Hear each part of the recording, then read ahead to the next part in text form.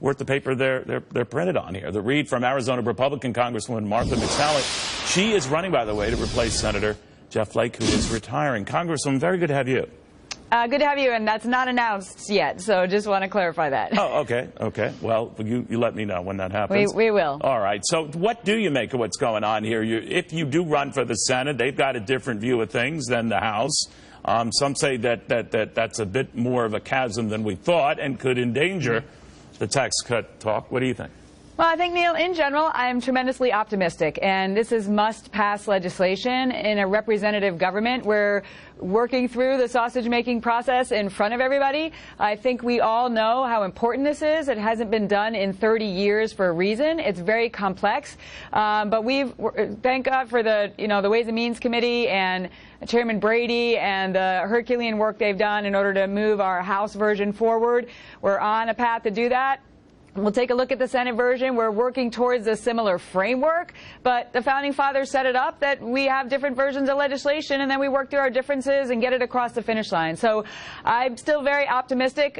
We have got to get this thing done, and it's important to give our middle class a pay raise, to give them a tax break, a tax cut, to start competing globally again, to bring businesses back home, to create more jobs in America. Do you think that this does that, Congresswoman? Because I wonder that all the fuss and the way it's been sold, I'm wondering if it's really that much of a big deal. Oh, absolutely. I hear from people in my community all the time, small businesses representatives and those that are from larger corporations, and there is a level of optimism and excitement to simplify the code, to bring those cuts, those small businesses be able to grow, hire more people, do some more training, raise wages for their employees. How do you know they'll do that? What if they don't realize the bang for the buck that you're saying, or in the case of corporations that get breaks from money they hold overseas, that they just don't invest it back in buying more stock like they've done before? Well, what we need to do is be globally competitive again. Back when the Reagan tax cuts happened, we were the lowest in the world, and now we are the highest in the world because the rest of the world has moved out and incentivized companies from moving overseas. So we've got to get back to competing again on the world stage. And we've heard from CEOs and other members in the corporate world that, hey, if we get competitive again, we bring those rates down. And look, I support that happening in 2018, let's be clear, and not delaying that. That they're going to start bringing American jobs home. Is that a drop-dead issue for you? In other words, if the Senate says, no, we've crunched the numbers in order to make it work, we have to push this to 2019, is that a non-starter for you? I think it is so important that we do this in 2018. They're going to have to work their markup, and we're going to have to work out our differences in conference. And look, we're under these arcane... We've worked our markup, and we are just not able to budge on that. It's going to have to be 2019. They'll come back to you, Congressman, and say, well, you know what? Late is better than never. You would say what? Look, I support a 2018 cut and permanent cut to the corporate tax rate. This is really important for businesses to be able to plan and immediately have us see the changes and the bringing back of those resources and those investments and creating more jobs at home. We've got to look at this holistically. Again, this is hard, but it's important, and I'm very optimistic, Neil. Don't be pessimistic. This is a once-in-a-generation opportunity for us to really have game-changing tax cuts and reform, and we are doing it in front of everybody. You say they're game-changing, and I know the goal here was to simplify things, but I think you got it backwards.